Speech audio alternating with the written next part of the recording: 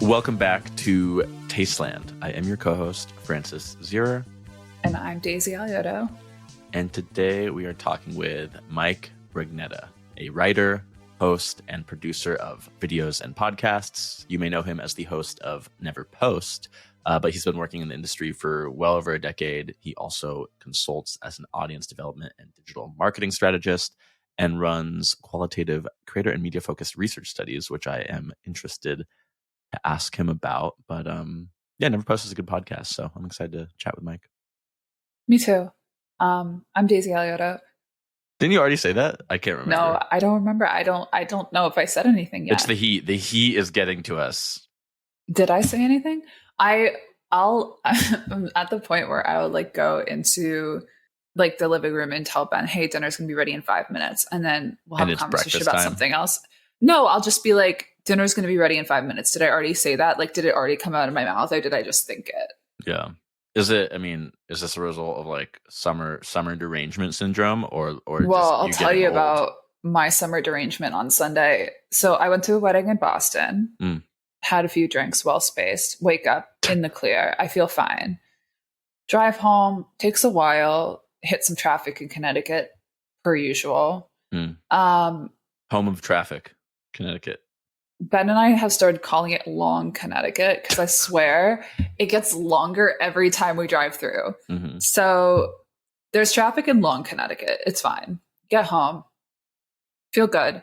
I have a gift package from my favorite perfume company, DS and Durga. They sent me their new tennis perfume. Well, I think it's a reissue called Crush Balls, which has notes of tennis ball, green grass, rosemary, cotton flower, and florals. Mm-hmm. Great. Spritz that baby on. Get to my computer, start going through a massive financial modeling spreadsheet. Okay, math brain. Okay. Not for me, for another company. Okay. I'm saying, okay, what can I learn from this? Going through it, all of a sudden, I do not feel good. It's now 6 or 7 p.m. So I haven't had a drink in whatever many hours. So anyway, I'm like, I do not feel good. I throw up. And I'm like, okay. Trigger warning. I throw up. So what was it? Was it the 3 very well-spaced drinks in Boston, Massachusetts? Was it the stop-go traffic? Was it the perfume? Spreadsheet. Was it the spreadsheet? But long story short, I do believe in the scientific method. So I am wearing the perfume right now. And we're going to see if you throw up on the pod. Yeah. Okay. And then That's tomorrow you're going to drive. Today. You're going to have 3 well-spaced drinks. The day after that, you're going to drive through Connecticut, purposely catching traffic. And then finally on the 5th day, you'll look at a spreadsheet. I believe in science, Francis. I don't know what to tell you. Well, I don't. So we're going to have to agree to disagree there.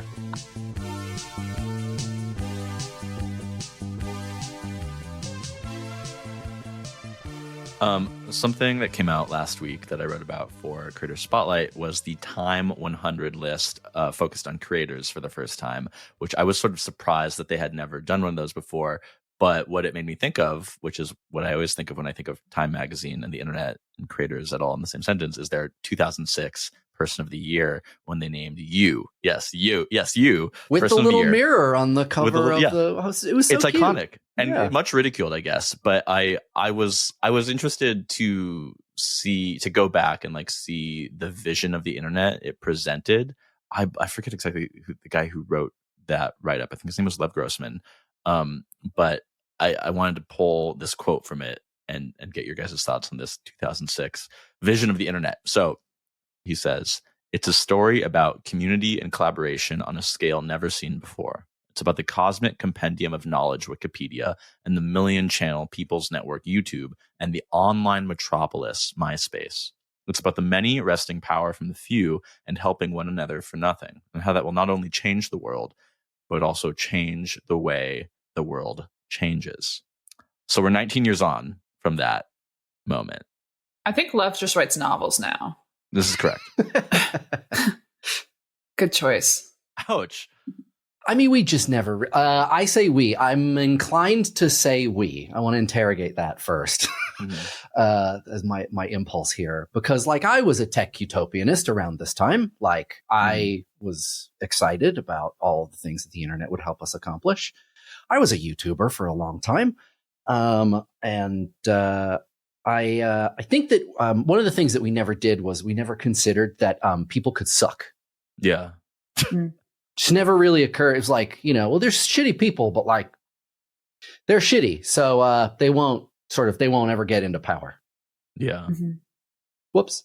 Yeah. My takeaway too, the context I put it in of like bringing this time 2006 piece to time now publishing this creator list, which is like very much not you, it's 100 people. It's like specifically 100 creators. Specifically not you anymore, yes, actually. Unless you are one of the 100, which none of us three on this podcast are. We're not on the list at all. You is not on the list at all.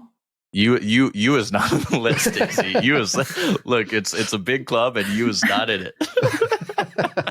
No, but my takeaway, the way I ended it was that like the in 2006, the internet was made up of people, and now it's made up of corporations, in that like the idea of a creator is sort of the person as a corporation. I think I cut this out of the Some would say it's made up of demons. Made up of demons. The hell is empty, and the devils are online on Twitter. Are posting. The devils are posting.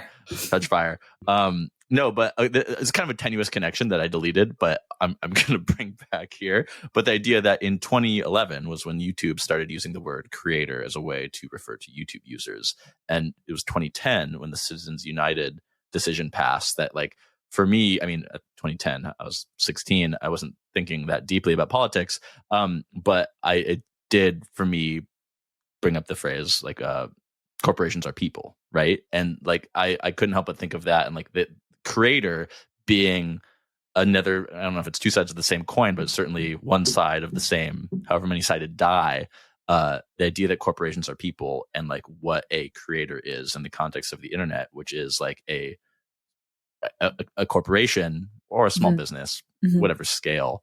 But like the kind of techno-utopian community, one for all for one aspect of that 2006 piece gives way to this one for one, corporations are people vision of the internet today. Well, yeah, and it's almost like it subsumes you, right? So even like when you start to participate on platforms, you become the business of yourself.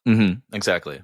I think with 100% due respect to my pal Tim Shea, who is the person who is credited with creating creator as a term for, I didn't know about this. Yeah, for people, online. That's cool. I came up with the word taste, but Tim sounds cool too. It's hard for me to divorce creator from content. And I always think of it as like, if you're a creator, you're the one who's filling the boxes that get pushed out by platforms that the ads go next to. Yes. Right? Like, I think I think that we've been sold a lot of times the idea that you're the business and like you're an independent creator and you're here to make money and you can become successful and you can get famous. You can get on the Time 100 creators list. But like fundamentally, like, yeah, what you are is you're packing in contents to a blank What's in the box, Mike? You're a platform sharecropper. Yeah, basically. I mean, essentially. Yeah. What's in the box? About 300 to 400 YouTube videos. You recently did a Never post about platforms, which I listened to this morning. A few quotes that I wanted to draw. Shout out to Mike Pepe. Against platforms, Mike. If you haven't read that, Mike, two Mikes, getting confusing, but too many Mikes. It's a book you would enjoy. Okay, so this is kind of two quotes short that were really close together. Asking what comes after platforms is a bit like asking what comes after cities. And then about 30 seconds later, you say, it feels like the age of the platform is ending and has maybe even ended. I mean, it's hard to think about what the internet is like without things that resemble Facebook, Twitter, Blue Sky, Instagram, Amazon, Google, right? All of these things that are like, they are not just websites, they're platforms. They're massive pieces of infrastructure that guide and inform our experience of and our ideas about the internet. And I say this as someone who like I graduated from college before YouTube existed. So like, I know what the internet is like, if not without these things, then like in the moments when they were still developing, there was still like the kind of primacy of the kinds of things that Lev Grossman wrote about when he said that you were the person of the year, you know, like community and individuality and collaboration around knowledge. So even having those experiences now, I'm like, what comes after this? But nonetheless, it still feels to me like there is, you know, like my mom, who's like retired and like, you know, isn't online really much. Like, you know, she has social media accounts, but that's because she like wants to send me fun links on Instagram. You know, she's not super active. My mom is like, Facebook's bad, right? Like, we should be like, Facebook needs to like get better. Facebook needs to like go away or like fundamentally change. Like, oh, you know, like Google's business practices, those data centers produce a lot of CO2, right? You know, like I think normal people are kind of coming around to this idea that platforms represent something that is ironically fundamentally antisocial, given the fact that we have labeled a lot of them as social media. And so I think that's where that tension comes from, where it's like, God, like, are we going to live in the burned out wreckages of these things? Like, what does that look like? But still, it also feels like there's a growing sense that like whatever that is, we got to figure it out because it's time. I don't know. Or maybe we'll just hobble along like this for the next 30 years. Do you think that the end of platforms and the end of the ad supported web are connected? Like, are platforms and display ads inexplicably intertwined in their fates? That's a really inextricably. Sorry, we could probably explain it. That's like that is a really good question and one that I have not thought as much about as I should. I think that you can see that there is a lot of flailing at the moment about just how bad the ad market is. I see it. Yeah. I see it. Like the ad market, ad infrastructure, it's all really, really busted. And I think it's, you know, it's hurting a lot of people. It's causing a lot of trouble. And I think that you see a lot of platforms struggling to figure out how to augment that or what comes after it. Yeah. Because I think that they know it just as much as like independent creators know it. You know, the three of us definitely know it. So I think that they are linked, but I do not think the death of one is necessarily the death of another, of the other.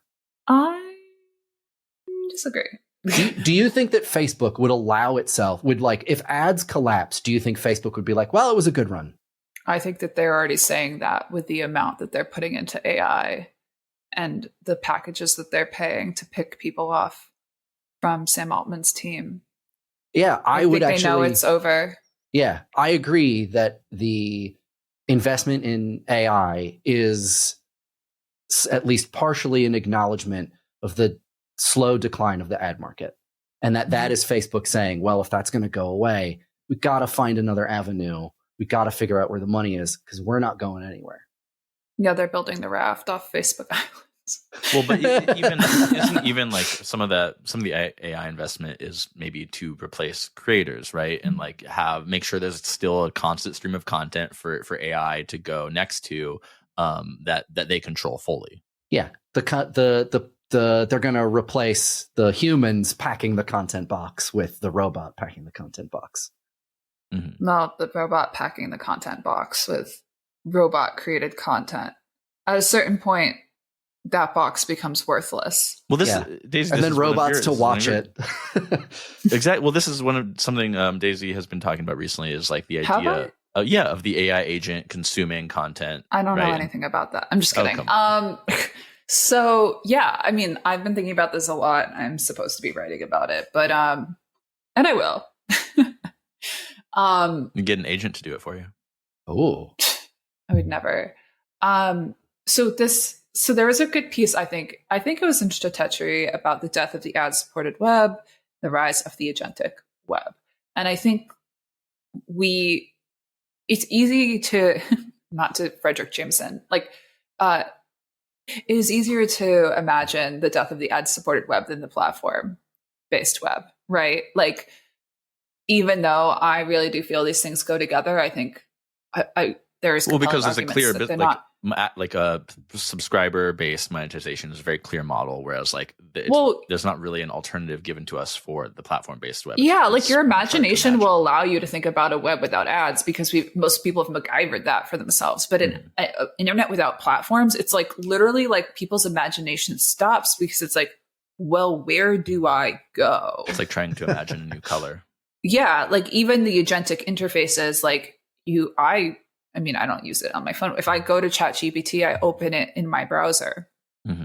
And I think like the browser company of San Francisco, God bless them, they're working on some cool stuff. They have this new thing called Dia. It's supposed to be like a super responsive browser. It's supposed to replace the need to go to any one destination on the web, even a platform. But like, I think this idea of like the agentic web being sort of like destinationless, like, it really is hard to imagine because it's like, well, where is the content and how am I finding it? And am I really just only ever interfacing in a chat box? Like that doesn't really make sense. That doesn't line up with my experience of what it means to be online.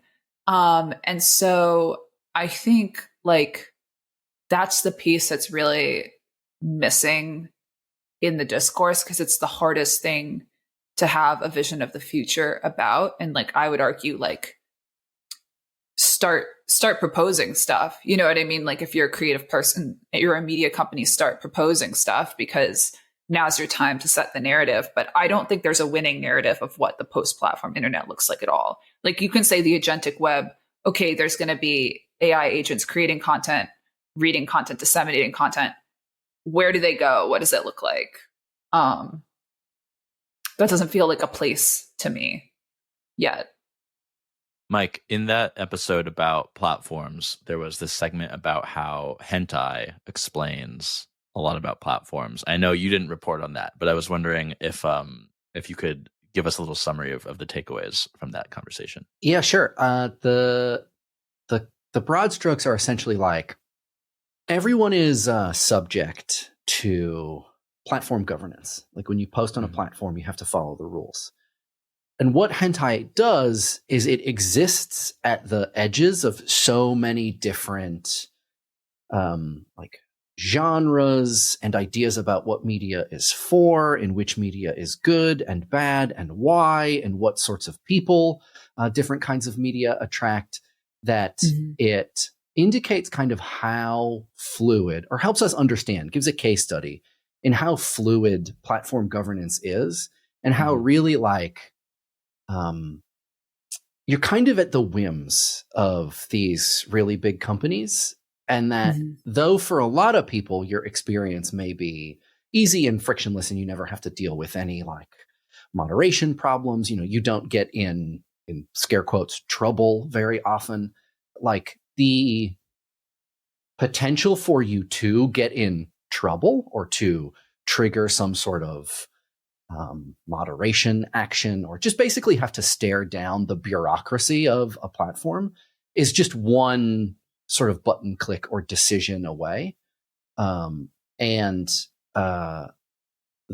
you can sort of spin that idea out into a lot of different ways beyond platforms. So it's like, you know, that is also, it turns out, true of the government in general. And we've been sort of living through some of that very recently. It's like, you know, as soon as they decide that something is the case, well, suddenly it's the case. Like, you know, the rules change. And when when they have power, they have power. And when you're powerless, you're powerless. I think one of the really illustrative parts of the episode for me was like, I forget who her name, who was reporting it, said, but that you know, hentai is originally a gray area way to get around censorship rules about penetration. So if you use tentacles, then you get around those rules. And it reminds me of like on TikTok, people coming up with words, whether it's like around like self-harm or sex, like something like I can't even like. I mean, you'll see like SEGGS as a way of saying sex. Corn actress. Corn. Yeah. Exactly. What are the other ones? Unalive. Unalive. I was trying to find that word. Yeah. It's all just hentai. It's the same thing as hentai, which is just the evolution of like a new gray area to avoid these rules. Yeah. Morgan Sung at KQED's Close All Tabs did some really great. She talked to a bunch of really great people, and I had no idea that like hentai has this really strong history of it's extremely queer. It's really concerned with representation, and all about this process of like getting around censorship so that you can communicate these ideas of like, the difficulty in figuring out where you belong, the difficulties in feeling like a monster, the difficulties in just being a different kind of body, which, I mean, I definitely grew up under the, I now know, mistaken idea that it's just like a bunch of freak shit. Yeah. Yeah. Which, I mean, maybe it is, I guess those things aren't mutually exclusive. So is the argument that the history of the internet is a history of censorship resistance?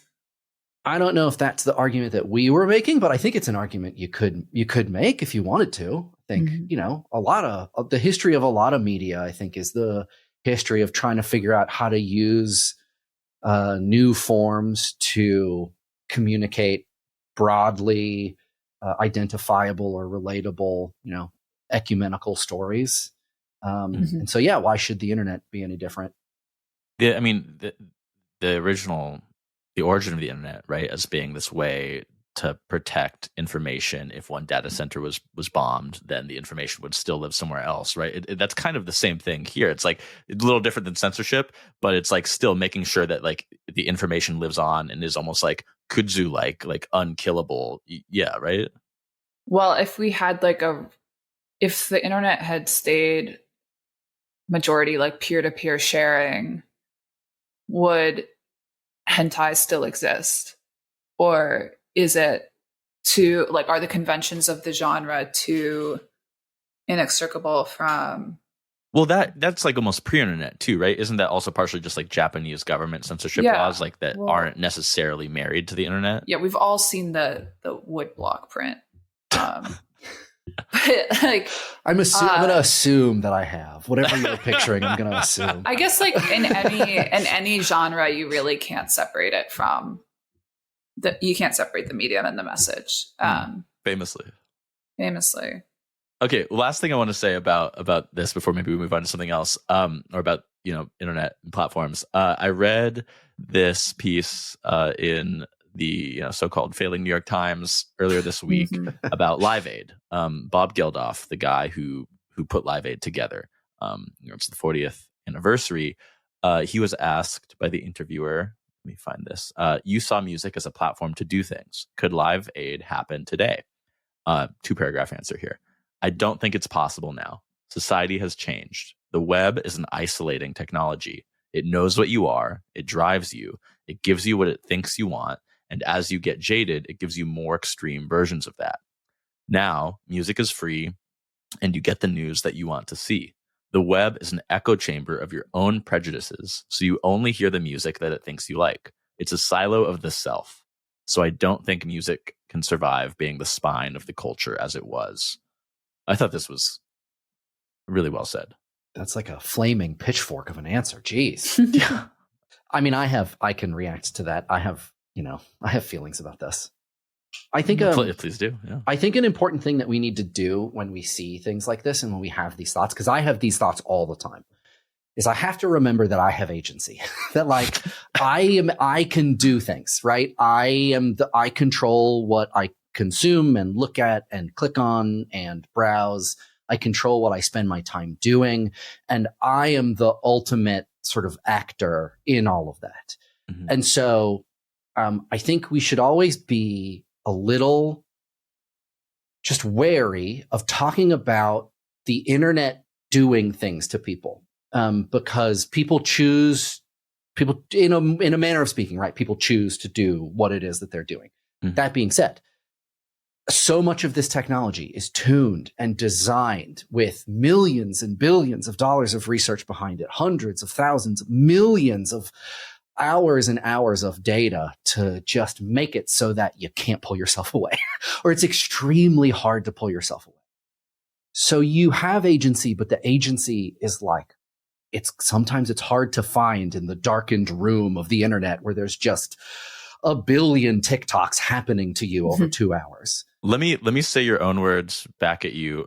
This is something from the most recent episode of Never Post. You say, choice hasn't been obliterated online, but it has been subjugated by a set of technologies that seek to know and through knowing, guide, and ultimately control outcomes online, mostly steering those outcomes to tech companies' economic and political ends. Along the way, we, the grease and the gears of the machine, are rewarded with darling jackpots. Darling jackpots. You get a video of a capybara every once in a while and it's all worth it. So I think but like, I agree with this idea that it's like, if you just let the internet happen to you, it will drive you into a place where it's hard to get out. And that's what it wants, right? Because your attention is the thing that is profitable to many, and you're if not all. You're almost taking away that agency again, though, by saying what the internet wants rather than like what X company, sure, X executive at X company, as a kind of like a gross metaphor for the entire complex of like Facebook and TikTok and, you know, even the New York Times to a certain degree, right? I think that on the one hand, it's a regulation problem. On the other hand, it's a literacy problem. And then it's like, you have to know how to recognize those things when they're happening, and you have to develop skills to counteract them. You know, we did a Never Post about a while back, I think about a year ago, about like the challenge of finding new music online, because 3 of us on the show are like huge music nerds, and a couple of the rest of us on the staff are not. And so the ones of us that are music nerds were like, yeah, here's the like insane, arcane, ridiculous process that we all go through in order to find new music that we like. Everybody should just do this. And, you know, everybody else at the table looking at us like, that's ridiculous. I have Spotify. It will just show me what I want to listen to. But, you know, to respond to the quote is that it's like, yeah, within bounds, right? And in such a way that it might be, there might be things that you're missing out on. And you sacrifice, you know, maybe a little bit of your agency in order to have the easier experience where you don't go as deep. In something like music, like, is that really fundamentally like a societal ill?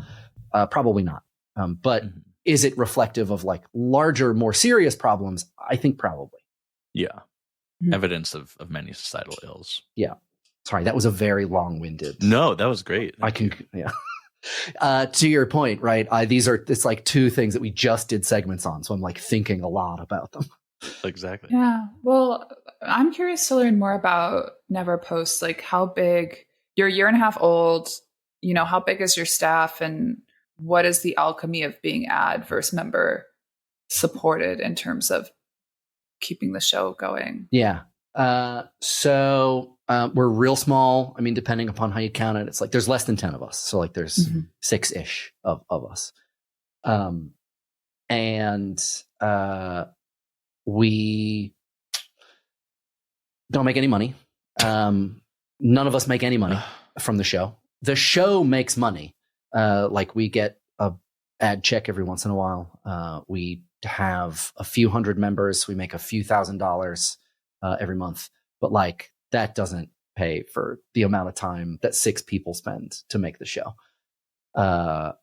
So we mostly have been funded by client work. We all work together on other client shows, just like big corporate projects that we rely on in order to be able to create the time to make this show. So, you know, the alchemy is we spend a long time with a chunk of lead in front of us, applying various electrodes to it, and it has yet to turn into gold. Well, that is a story of the internet as well. Yeah, I mean, in that way, it's like we're not unlike thousands and thousands and thousands of other people. We're not going into debt to make the show. Like we haven't taken on any loans. Like there's There's no advances. Like, we're just going to do it for as long as we can. And then when we can't do it anymore, we're going to stop. And I'm a big fan of projects that stop. I like things that. Yes. Yeah. You've had a few of them in your time. Yeah, I have. And like, I love ending stuff. I think ending things is great. Tell us about the arc of the podcasting industry vis-a-vis the internet. Just in general, I don't know. Well, from your 15 years or so in the industry, correct? Yeah. Personal history. Yeah. The first podcast that I started was around 2014. It's called Reasonably Sound. Mm-hmm. And I did not realize when I was making it, like, how big of an audience it had. I had no clue, because I was also making a YouTube show at the time. And so, like, on YouTube at the time, I was like, wow. Yeah, was that the Idea channel? Idea channel, yeah. I was like, oh, well, we got like 300,000 views on that one. So, like, that was okay. That was just all right. Reasonably Sound, I started with, it was actually with Hans Butow, who's the senior producer of Neverpost. We went to college together and worked together for a long time. He was at American Public Media, and they reached out. They were starting a podcast network. They were like, hey, do you want to try this? I was like, yeah, sure. And the show would get like 20,000 listeners. It's like 20,000 listens, which, like, yeah, is pretty good, right? Like, that's not, those are good numbers. To give a sense of like how that compares now. So Neverpost, between 3,000 and 5,000 people listen to every episode.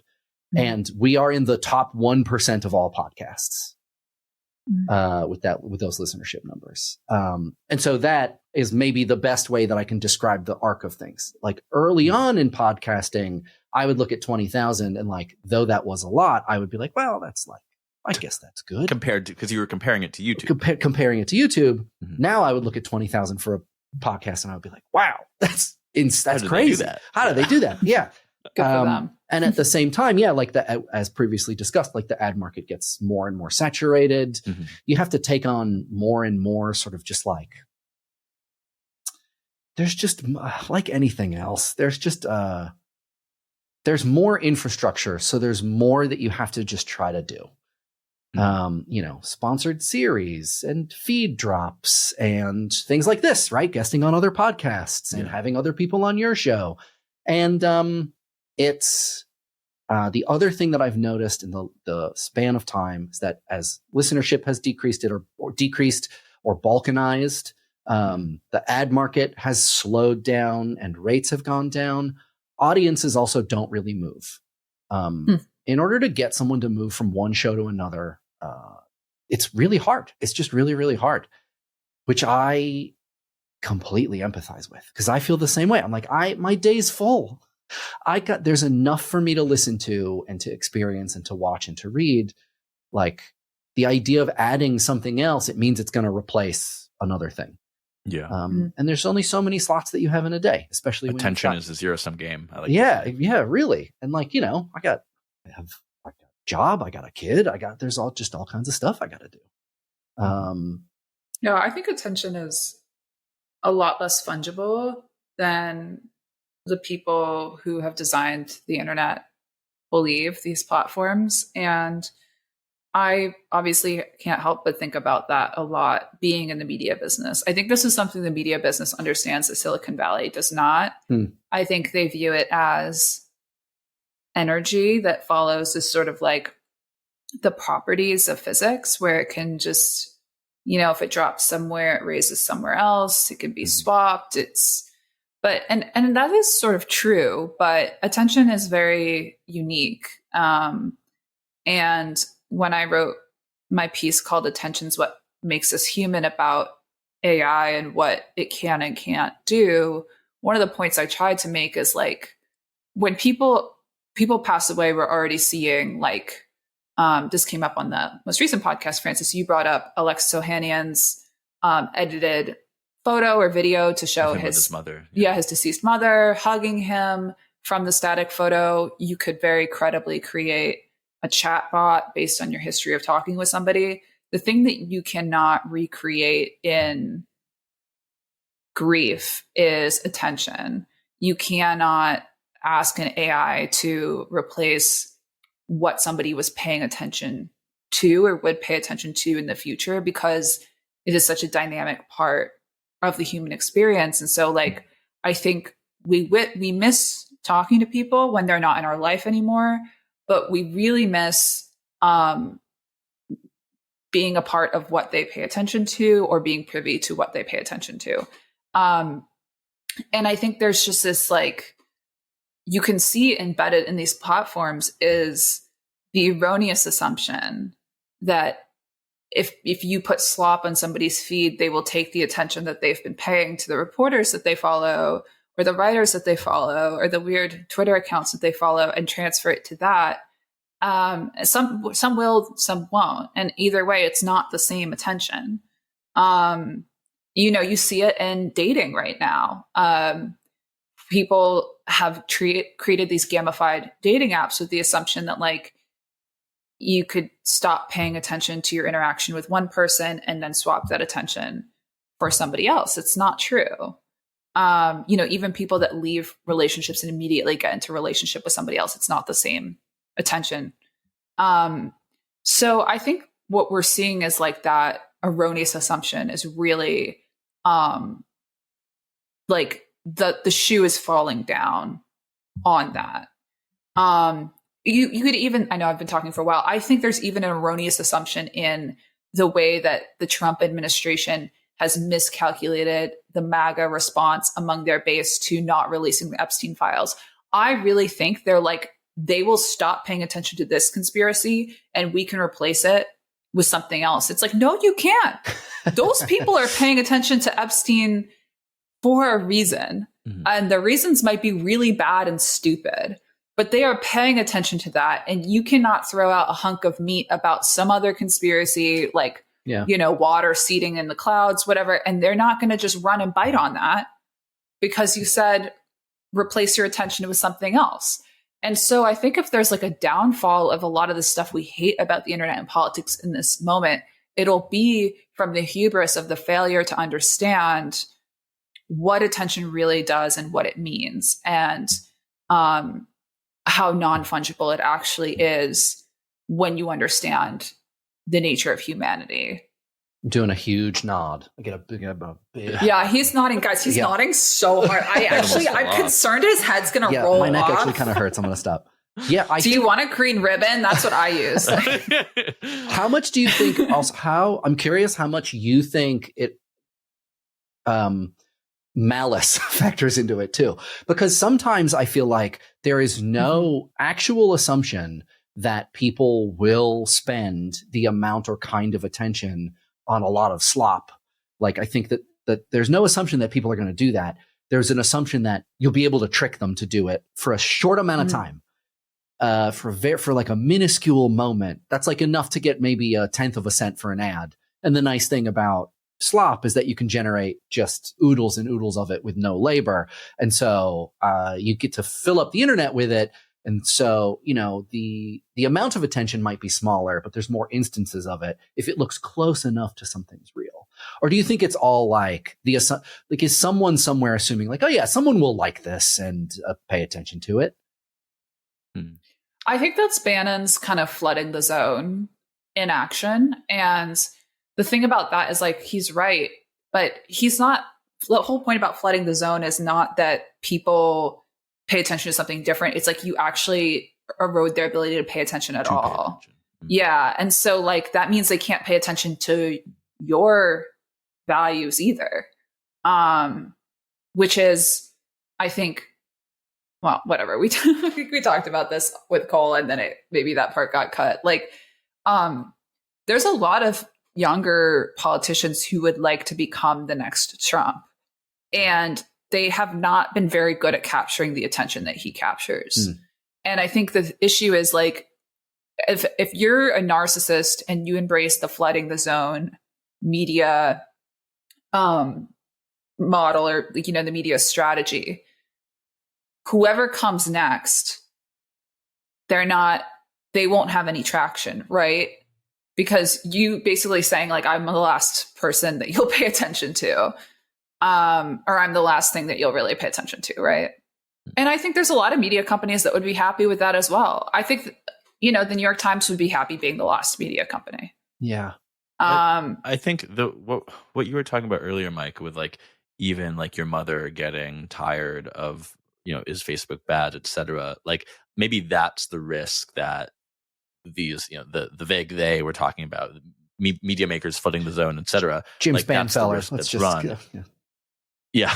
that you like run out of patience, and people just decide like, oh, this entire platform is something that I can't give any of my attention to because all the fragments of attention it's been demanding from me are like, turning into some sort of like mental poison that I'm beginning to be able to name and feel and see, right? Yeah. Like maybe that's the risk that's run, is That's like total like on a platform by platform basis abandonment, based on like pure fragmented poisonous content. I did have recently a really interesting experience where what was I looking for? I was trying to figure out something. There was something I needed to fix in my house, and I was Googling around to try to figure out what to do. And I did not trust anything that I could find because it was all recent. I couldn't find anything that was older, that was clearly written by a human.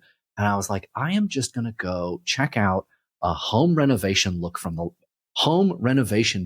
library. And that was the first time that I had done that, because I was like, I don't want to fuck up my house. And I don't trust any of these things that I can find. This all just sort of like stinks of LLM. And I think that's sort of what you're getting at, where it's like the trust level is low at the moment. Yeah. Right. This has been a very nice episode, and we are excited to see you next week. This has been Tasteless. Mike, thank you for coming on. Thanks for having me. Mike. Appreciate it. Ciao.